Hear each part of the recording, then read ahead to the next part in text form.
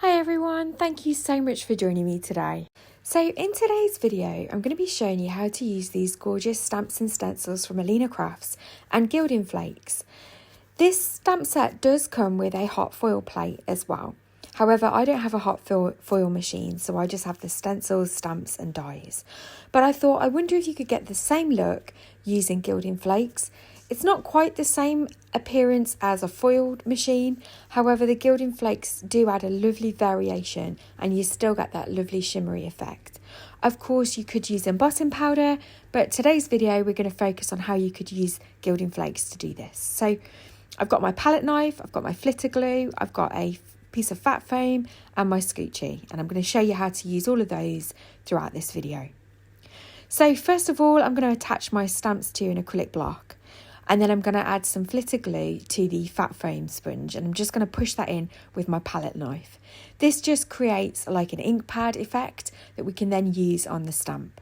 I've got a piece of 300 GSM smooth white cardstock, and I'm just going to stamp these images out.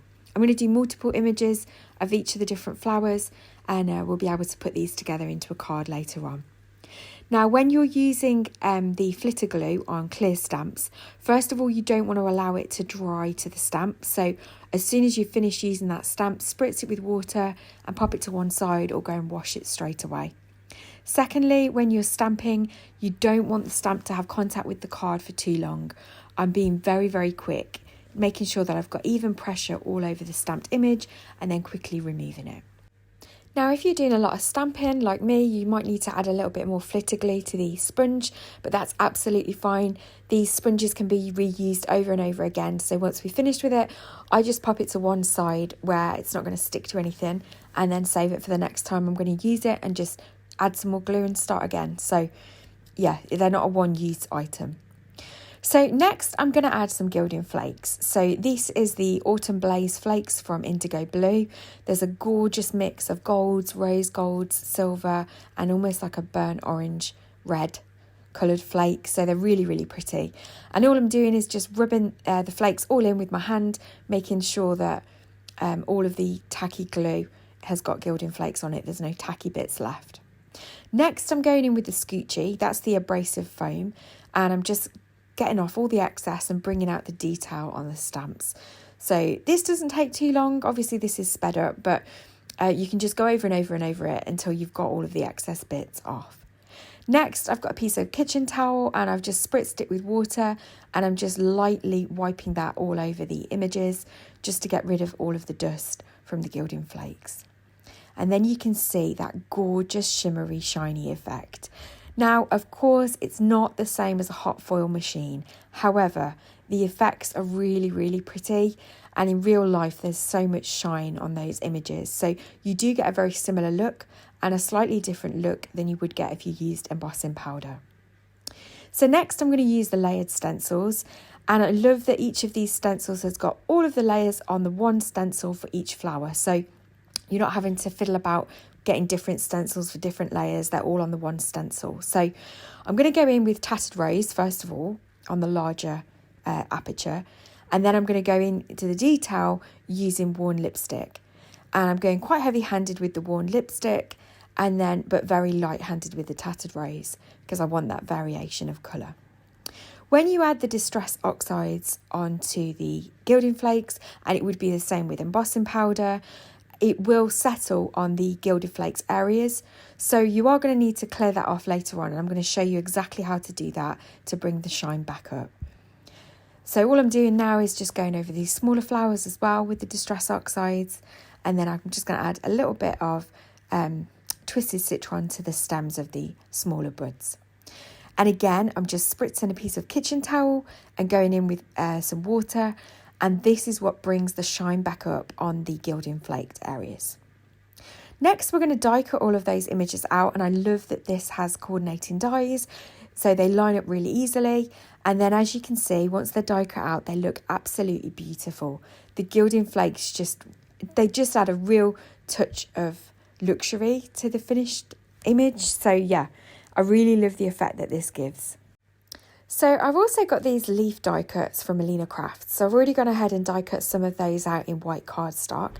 and I've got 2 top folding C6 card bases, and that's what we're going to use to turn these into cards for today.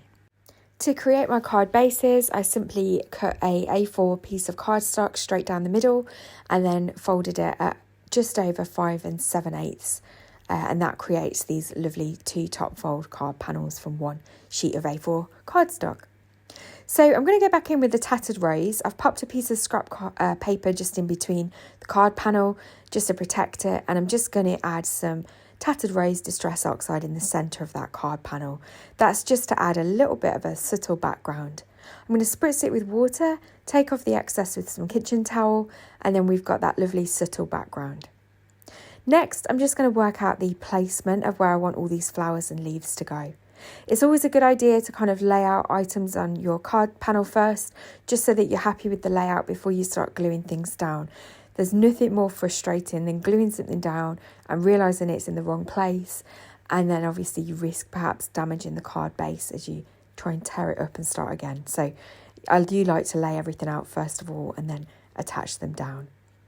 I'm adding some quick grab glue to the ones that are going to be flat, and then I'm also adding some foam tape on the back of some of the others just to give it a little bit of dimension and just to add it a little bit of extra interest on the card as well.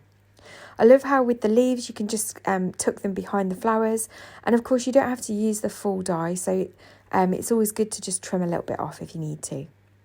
I'm going to use this happy anniversary sentiment again. I've got a couple of spare ones that were gold heat embossed from cards I made the other day, so I'm just going to use those to finish these cards off. I love that the sentiments have got coordinating dies as well, so that's something that's really useful in this stamp set, and they line up so easily as well. To finish this card, I'm just going to add a few of the clear dewdrops from Alina Crafts, and I'm just using my tweezers just to work out again where I want the placement before I start gluing them down. When you add the quick grab glue, it does show cloudy at first, but it will dry clear.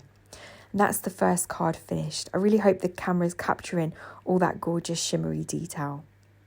For the second card, I'm going to use this die cut panel, but instead of die cutting with it, I've embossed it. And so I've created this gorgeous embossed swirly background.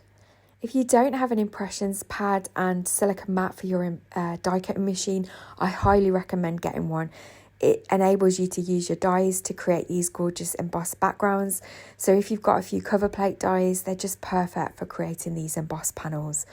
And it's just another great way to get another use out of your dies. So I'm just adding some foam tape to the back of that, and I'm just going to keep it as a tone-on-tone effect. So I'm leaving my card base white, and this panel is going to stay white as well. Once I've removed the backing tape, I'm just going to line that up on the card panel and just attach that down. And as you can see, you've got some really gorgeous embossed detail there. Then I'm going to do the same again. I'm just going to arrange the flowers and the leaves, and then I'm just going to attach those down using a combination of glue and then some foam tape as well. I'm not too worried about adding glue to every single leaf, and actually having a few standing off the card front just adds an extra little bit of interest. But of course you could always die cut using double-sided adhesive sheets, and then that way you'll just be able to peel off the backing tape and stick them down. For the sentiment, I've just added some foam tape again, and then to finish off this card I'm just going to add some more of the clear dewdrops. Now I had one flower left over that I hadn't used, so I decided to add it to the card that we made first. So I'm just going to bring that back in a moment, but this is the second card all nice and finished. You can see the gorgeous shine on all of those gilding flakes there. So here's the little bud flower that's left over, and I'm just going to add a little bit of glue to the back of that and then just attach that in there. So I'm just going to add some close-up photos now, but thank you so much for watching today. I really hope that you've enjoyed this video.